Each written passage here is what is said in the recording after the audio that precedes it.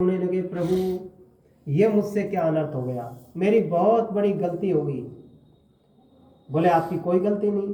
बोले प्रभु आपकी मानता है, लेकिन मेरी बहुत बड़ी गलती हो गई, बात तो सही है। बोले तुम्हारी कोई गलती नहीं है, मैंने आपको छिप कर के मारा था। कब? भगवान राम के समय भगवान राम ने बाली को मारा पेड़ की ओट में छिप कर के, तो वो बदला उस समय उन्होंने बोले ये अदले के बदले हैं, और वो आपने अब चुक लिया है, अब अपना हिसाब बराबर हो गया। तो ये बात होती है।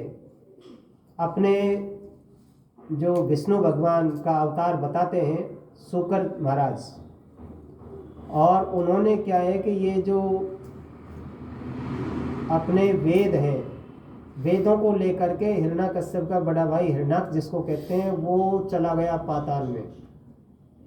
पाताल में जाकर के भी वहाँ उसने चारों वेदों को छिपा दिया, और छिपा करके चारों तरफ गंदगी का परकोटा लगा लिया, और वहाँ बैठ गया। अब वहाँ जाए तो कौन जाए, और वो गंदगी में कौन जाए, कौन लेकर के आए। हाहाकार मच गया, पूरा कानून यानी कि संविधान ही खत्म हो गया, सब उल्टे सीधे करने लगे। अब भगवान विष्णु ने अवतार लिया किसका? शुकर का, जिसको शुकर भगवान कहते हैं, वारा कहते हैं। वारा के रूप में आकर के और उन्होंने उस परपोटे को तोड़ा, क्योंकि वो गंदगी को सुअर ही तोड़ सकता है। वहाँ जा कर के उसको तोड़ करके किले को, वहाँ अंदर वो बैठा हुआ था उसको भी पकड़ लाया, और वेदों को ला करके यहाँ स्थापित कर दिया। हिरण्याक्ष को मार डाला, लेकिन उनको फिर श्राप लग गया कि भाई आप आ तो गए, लेकिन अपने वास्तविक रूप में नहीं जा पाओगे, आप हमेशा यही योनि धारण करोगे, आपका ये शरीर छूटेगा नहीं।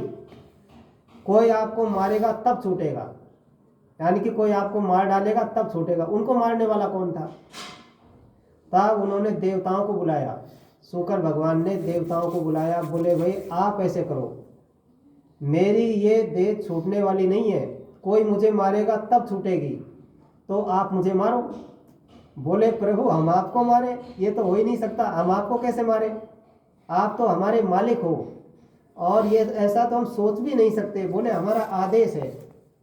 बोले आदेश हो चाहे कुछ भी हो, हम आपको बिल्कुल नहीं मार सकते, क्या किया जाए। साहब ने हाथ खड़े कर दिए, उन्होंने भगवान भोलेनाथ को बुलाया।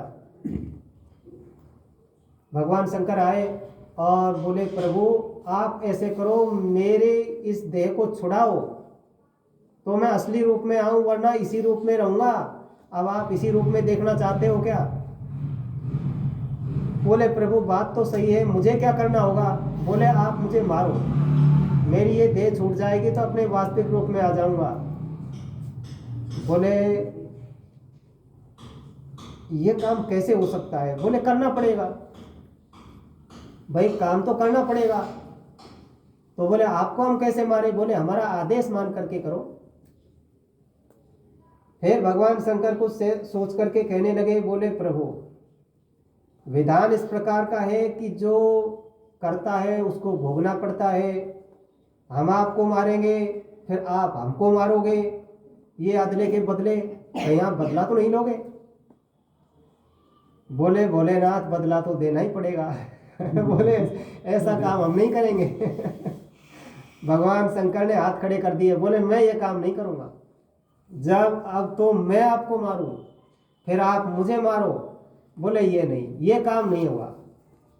अरे तो बोले मुझे ऐसे ही रहना पड़ेगा क्या? मेरी देह को, शरीर को किसी प्रकार से छुड़ाओ, मैं असली रूप में आऊं। तब उन्होंने बीच का रास्ता निकाला। बोले भोलेनाथ मैं आपसे बदला नहीं लूंगा, बदला तो देना पड़ेगा, लेकिन आपका जो हथियार है, जिस हथियार से आप मारोगे उससे हम बदला ले लेंगे। बोले ठीक है।